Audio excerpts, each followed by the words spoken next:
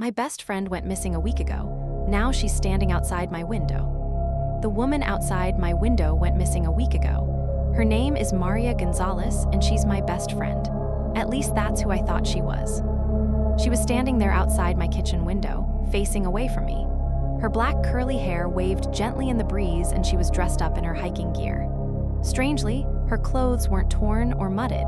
She was as clean as a whistle. I saw her shoulders raise up and down with every breath she took. She just stood there in the darkness, illuminated by the motion sensor light in the backyard. For context, I'm a mountain ranger from a small town outside Boulder, Colorado. I've lived here all my life, and Maria moved here from Nebraska when she was younger. We met in second grade when her parents enrolled her at my school. It was the start of the school year when I first saw her. She shuffled in, eyes downcast and arms rigid by her sides. She introduced herself in the quietest voice and then quickly took a seat next to me. We didn't speak properly for the first 3 months. I never saw her at lunch, and she always stayed quiet in class, only speaking if she was picked on by our teachers. The first time I spoke to her was when we had been paired together for a science project. It was the classic egg drop experiment, and we all had to design a suitable device to keep the egg safe. Maria and I were put together by Miss Jennings, our science teacher. It was the first time she came to my house. We were sat in my bedroom in silence. Each of us doodled ideas for the crappy container, which would cause our unfortunate eggs to fall to their deaths. It was completely silent when I heard, "You like Winx Club?" It nearly made me jump out my skin. It was so out of nowhere, I just looked at her in bewilderment. She stared intently at the Winx Club poster on the back of my bedroom door. All the main characters had pretty grins and shining eyes looking at us both. "Yeah," I nodded, "it's you." She turned to me with a big, toothy smile I would soon get used to. "I love it." That was the beginning of our friendship. We would come round to each other's houses every day until we finished the project. We came second, right after Patrick McCoy and Ben White, but that didn't matter. Whilst I hadn't won the trophy, I had gotten something better, a new friend. We were joined at the hip all the way through elementary and beyond. She sat with me at lunch, and we had sleepovers every other weekend.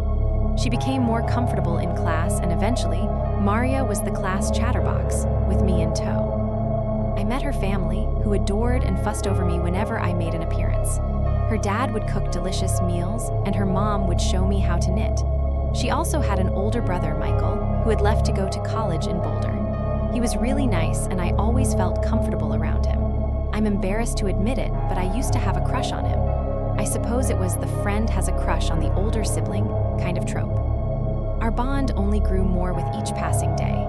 Then, we found out about our shared love of the wilderness.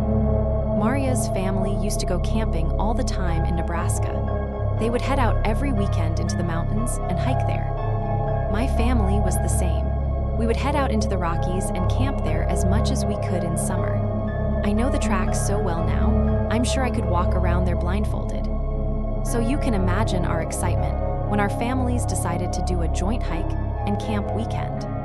We couldn't stop laughing the whole time, right from when we met up to when we drove away in our separate cars. We stayed up late, gossiping about which boys we liked at the time and giggling at stupid jokes. Thankfully, our families got on really well. So, much to our joy, we would continue doing these trips. These outings would go on until we were about 18. As a late birthday present to me and an early one for Maria, our parents let us camp together on our own. They trusted us, but I can still remember how much they rang us when we left. Stuff like, "Stick to the trails," and "You stick together because you don't know what's out there." We didn't care. It was perfect for us. Maria and I caught some trout in the river and cooked it for our dinner. We still stayed up and giggled over the silliest things like kids. I suppose there was that underlying fear of something happening to us, but we knew we had each other. And that Maria was a Taekwondo black belt. Even as we grew up, she went to college and I got a job, we stayed friends, and most importantly, we still went camping. We had the odd weirdo harass us, but we knew how to handle it, especially since I became a ranger. I'm always armed now. Then last week changed everything. Maria and I set off last weekend to a local area in the woods on the outskirts of the Rockies. It was a welcome break for her. She had been piled on with endless assignments at college, and she was finally able to have some fun.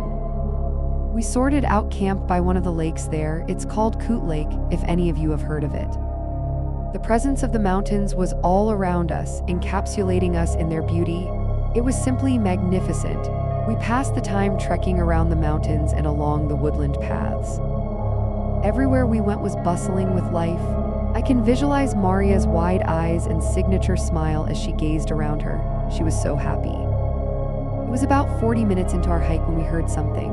We were walking along the shoreline of the lake, Maria complaining about how dumb Malcolm from school was and how she had no idea what to buy Michael for his birthday. Suddenly, a rustling came from the bushes. Maria stopped in her tracks and shot her head towards the sound. I spun my head around to look too. Whatever was hiding there was pretty damn big because it made a ruckus. It stopped in an instant. We waited in silence, eyes fixated on the row of leaves. Whatever had caused that sound had disappeared. We gave each other a look of confusion before shrugging it off and carrying on with the waterside trail. If it was a mountain lion, it would have gone after us by then. So we just put it down to a huge gust of wind. There weren't any bears there, and that would have been the best guess for whatever made that noise. Nothing else happened for the rest of the walk except on our way back. The rustling came again. It was in the exact same place, except we could hear something new in the sound.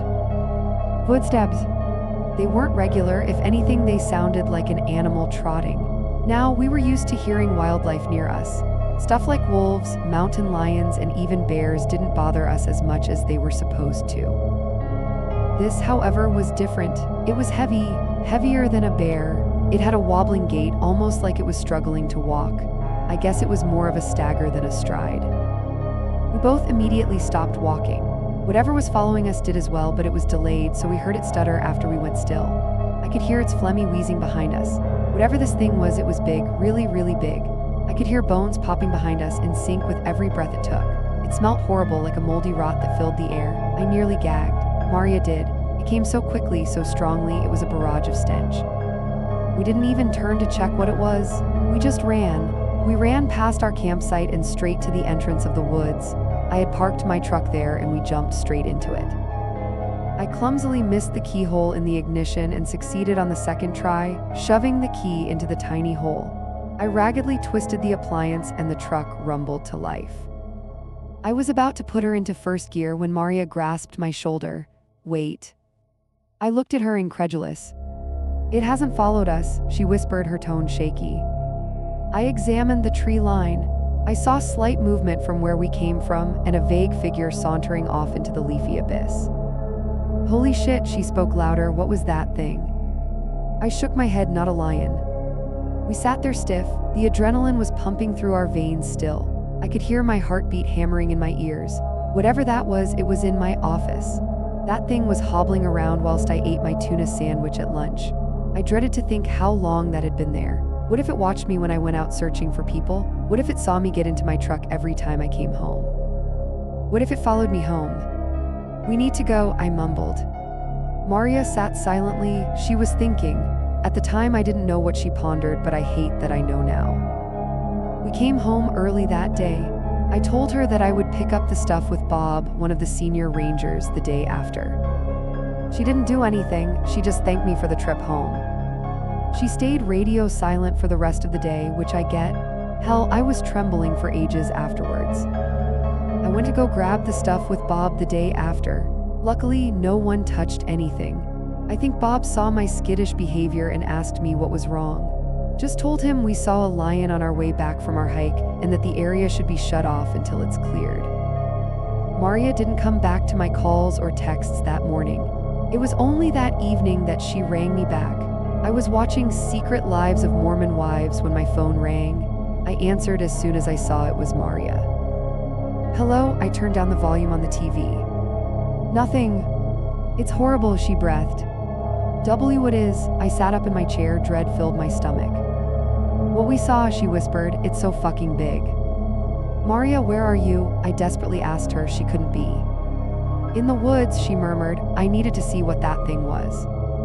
Maria, get your ass out of there now. I was already putting in my jacket and reaching for my car keys. A loud female scream came from the phone, hurting my ear. It was Maria. I'm coming, Maria. She needed to run. The sound of running and heavy breathing echoed out the speaker. "Ruby," she gasped, "you know I love you, right?" "Stop it," I yelled, clambering into the truck. "I'm coming." She panted, "Well." I felt tears prick at my eyes. "Yes," I sighed, "I love you too." I heard a little laugh over the speaker before she joked, "Such a crybaby." Then the line went dead. I was already on the road at that point, so I kept driving. I kept calling, no response. I called Bob to tell him it was an emergency, which he told me, "I'm on my way." We both arrived there and started to search for her.